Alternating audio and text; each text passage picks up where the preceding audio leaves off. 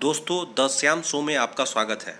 चाहे राजनीति हो या न्यायिक क्षेत्र, गृहस्थ हो या संन्यास, स्त्री हो या पुरुष, हर एक के लिए प्रतिष्ठा और विजय दोनों आवश्यक होता है।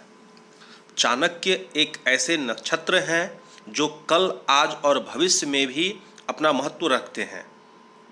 मनुष्य इस पर चलकर अपना लक्ष्य पा सकता है और जिंदगी को सफल बना सकता है। दोस्तों, द श्याम शो में आपका एक बार फिर से स्वागत है। आज चाणक्य नीति का तृतीय पाठ आपके समक्ष रखने जा रहा हूँ। आप इसे अपना करके अपने ज़िंदगी में रोग और दुख से मुक्त हो सकते हैं। इस दुनिया में ऐसा किसका घर है जिस पर कोई कलंक न हो? वह कौन है जो रोग और दुख से मुक्त है? सदा सुख किसको रहता है? मनुष्य के कुल की ख्याति उसके आचरण से होती है। मनुष्य के बोलचाल से उसके देश की ख्याति बढ़ती है। मान सम्मान उसके प्रेम को बढ़ाता है एवं उसके शरीर का गठन उसे भोजन से बढ़ता है। लड़की का ब्याह अच्छे खानदान में करना चाहिए। पुत्र को अच्छी शिक्षा देनी चाहिए। शत्रु को आपत्ति और कष्टों में डालना चाहिए एवं मित्रों को धर्म कर्म में लगाना चाहिए।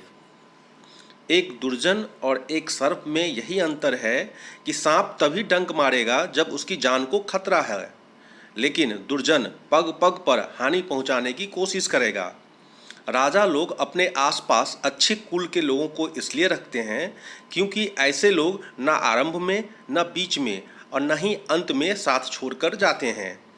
जब प्रलय का समय आता है तो समुद्र भी अपनी मर्यादा छोड़कर किनारों को छोड़ अथवा तोड़ जाते हैं, लेकिन सज्जन पुरुष प्रलय के समान भयंकर आपत्ति एवं विपत्ति में भी अपनी मर्यादा नहीं बदलते। मूर्खों के साथ मित्रता नहीं करनी चाहिए, उन्हें त्याग देना ही उचित है, क्योंकि प्रत्यक्ष रूप से वे दो पैर वाले पशु के समान हैं जो अपने धारदार वचनों से वैसे ही हृदय को छलनी करते हैं जैसे अदृश्य कांटा शरीर में घुसकर छलनी करता है। रूप और यौवन से संपन्न तथा कुलीन परिवार में जन्म लेने पर भी विद्याहीन पुरुष फ्लास के फूल के समान है जो सुंदर तो हैं लेकिन खुशबू रहित हैं। कोयल की सुंदरता उसके गायन में है। एक स्त्री की सुंदरता उसके अपने परिवार के प्रति समर्पण में है। एक बदसूरत आदमी की सुंदरता उसके ज्ञान में है एवं एक तपस्वी की सुंदरता उसकी क्षमाशीलता में है। कुल की रक्षा के लिए एक सदस्य का बलिदान दें, गांव की रक्षा के लिए एक कुल का बलिदान दें, देश की रक्षा के लिए एक गांव का बलिदान दें और आत्मा की रक्षा के लिए एक देश का बलिदान दें। जो उद्यमशील हैं वे गरीब कभी हो ही नहीं सकते। जो हरदम भगवान को याद करते हैं उन्हें पाप नहीं छू सकता। जो मौन रहते हैं वो झगड़ों में नहीं पड़ते। जो जागृत होते हैं वो निर्भय रहते हैं। अत्यधिक सुंदरता के कारण ही सीता हरण हुआ। अत्यधिक घमंड के कारण रावण का अंत हुआ। अत्यधिक दान के कारण राजा बलि को बंधन में बंधना पड़ा। अतः अति सर्वर्थ व्यजते। शक्तिशाली लोगों के लिए कौन सा कार्य कठिन है? व्यापारियों के लिए कौन सी जगह दूर है? विद्वानों के लिए कोई देश और विदेश नहीं है। मधुभाषियों का कोई शत्रु नहीं होता। जिस तरह सारा वन एक ही पुष्प और सुगंध भरे वृक्ष से महक जाता है, उसी तरह एक ही गुणवान पुत्र पूरे कुल का नाम बढ़ाता है। जिस प्रकार एक सूखा हुआ जलता वृक्ष संपूर्ण वन को जला देता है, उसी प्रकार एक ही कुपुत्र सारे कुल के मान, मर्यादा और प्रतिष्ठा को नष्ट कर देता है। विद्वान एवं दुराचारी एक ही पुत्र के संपूर्ण परिवार जैसे ही खुशहाल रहता है जैसे चंद्रमा के निकलने पर रात्रि जगमगा उठता है। दोस्तों, मेरे चैनल द श्याम शो को आपने सब्सक्राइब नहीं किया है तो आपसे रिक्वेस्ट है कि आप इसे सब्सक्राइब करें, शेयर करें और लाइक करें। ऐसे अनेक पुत्र किस काम के जो दुख और निराशा पैदा करें? इससे तो वह एक ही पुत्र अच्छा है जो संपूर्ण घर को सहारा और शांति प्रदान करें।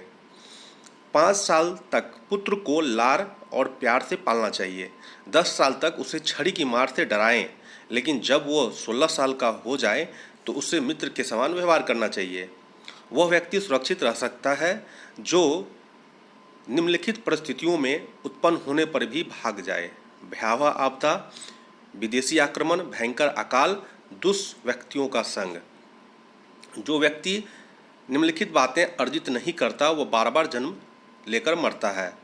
धर्म, अर्थ, काम, मोक्ष।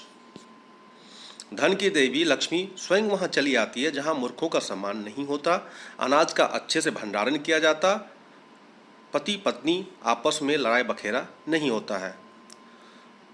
दोस्तों, द श्याम शो में आपका एक बार फिर से बहुत बहुत धन्यवाद आपको देते हैं। आपसे आग्रह है दोस्तों, द श्याम शो को अधिक से अधिक लाइक, शेयर और सब्सक्राइब करें। इसी तरह की आप अधिक से अधिक जानकारी और मोटिवेशनल बातों का अपने जीवन में संग्रह चाहते हैं तो आपको द श्याम शो के साथ हमेशा जुड़ना पड़ेगा दोस्तों। ये आज का तृतीय पाठ यहीं पे संपन्न होता है दोस्तों। नमस्कार दोस्तों।